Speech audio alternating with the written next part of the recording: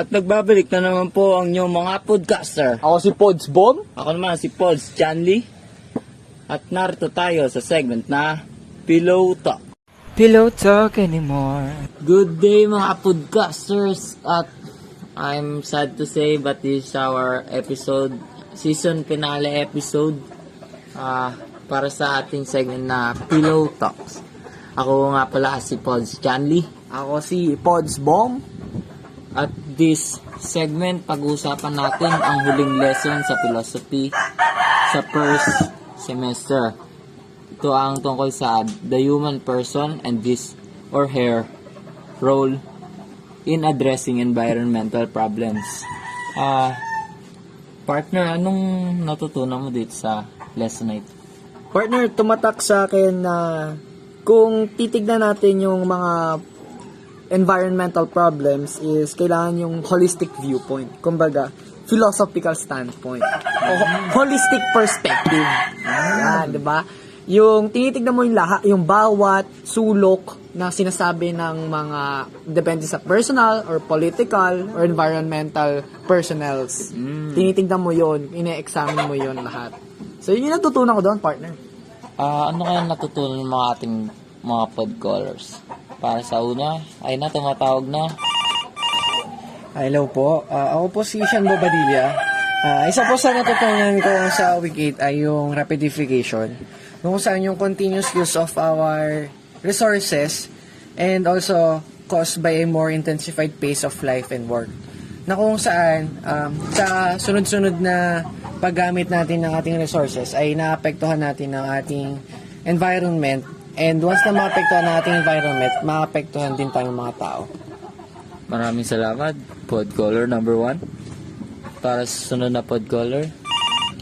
Hello po, ako po si Adrian Napulog. At ang natutunan ko po sa lesson sa week 8 is yung consumerism, na the idea that the increasing consumption of goods is economically desirable.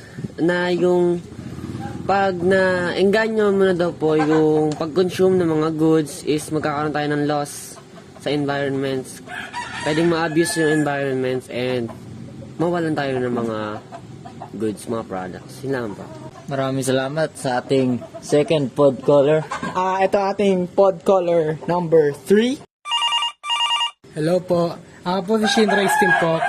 And ang isa sa natutunan ko nung week 8 ay yung alienation. So, alienation ay binuo ni Karl Marx na hindi naman tungkol sa mga nasa outer space, no?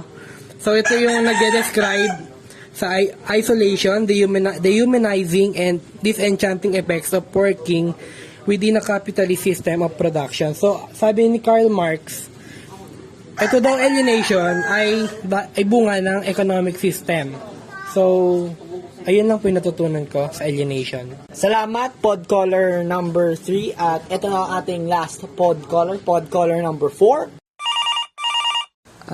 Hello po, ako po si Earl J. Kabuhat. Ayon sa akin naman po yung sinabi ni Pope Francis na for who is the development of progress, for who is all effort for ensuring a comfortable life. Tama naman po, para kanino po ang pagbuo ng pag-unlad at para kanino po ang paggawa ng effort para po sa komportableng buhay.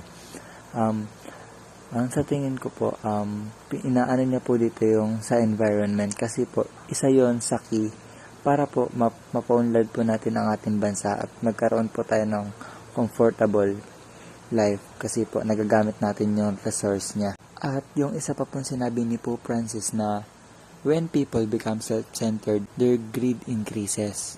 The emptier the person's heart is, the more he or she need things to fill it. Tama naman po na lumalala po yung pagkaka-self-centered niya.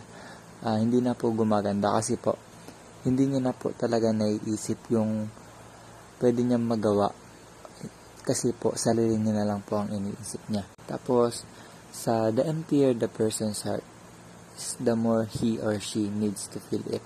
Yung lalo po, yung kung lalo niyang hindi binubuksan ang puso niya sa iba, mas marami pa po yung kailangan niyang i-feel na love para po sa iba. Ayun po yung pagkakaintindi ko. Salamat, Podcaller number 4. So, Pods, Chanli, ito na ang ating last episode for this first season of our Philo Talks. Oo nga no, partner.